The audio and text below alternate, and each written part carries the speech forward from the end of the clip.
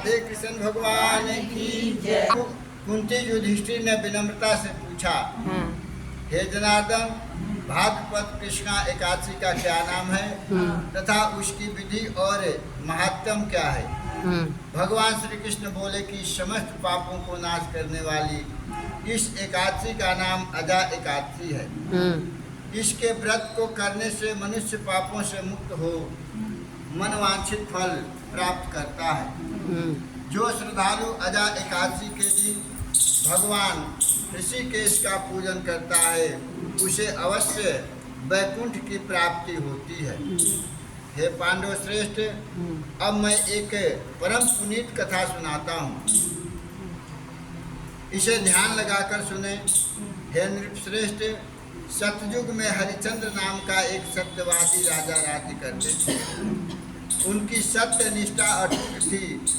वे जागते सोते सदैव सत्य व्रत पालन करते थे। किसी षड्यंत्रवश राजा ने अपना सारा राज्य और धन दान में दे दिया, वो भी स्वप्न में दिए थे। इस सत्यवादी राजा को एवं उसकी स्त्री पुत्र को दासी बनना पड़ा। यह राजा सत्य को धारण करता हुआ शमशान की चौकीदारी करता और मृतकों पर डाले वस्त्रों को लेता था। कष्टों को भोगते हुए भी राजा ने सत्य को नहीं छोड़ा। उसके दुख का अंत नहीं हो रहा था। एक दिन राजा हरिचंद्र ने भगवान विष्णु का ध्यान कर कुछ भी नहीं खाया। तभी महर्षि गौतम उस क्षेत्र से जा रहे थे। राजा ने उनको प्रणाम किया और अपनी कथा सुनाई जो बीता हुआ समय था। गौतम ऋषि ने कहा, हे राजन, भाद्रपद कृष्ण पक्ष की अजा एकादशी का विधि पूर्वक व्रत करो।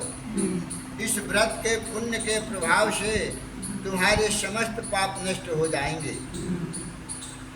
ऋषि के आदेश से राजा हरिचंद्र ने अजा एकादशी का विधि पूर्वक व्रत तथा जागरण किया। व्रत के प्रभाव से राजा हरिचंद्र की परीक्षा लेने को रचा षड्यंत्र समाप्त हुआ। राजा का मृत पुत्र भी जीवित हो गया। स्वर्ग से पुष्पों की वर्षा हुई।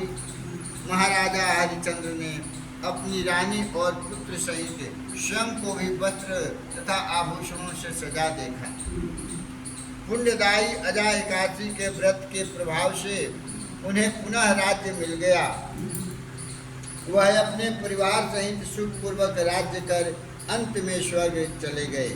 हे राजन, यह अजा एकादशी के प्रभाव से राजा हरिचंद्र षड्यंत्र से मुक्त हुए।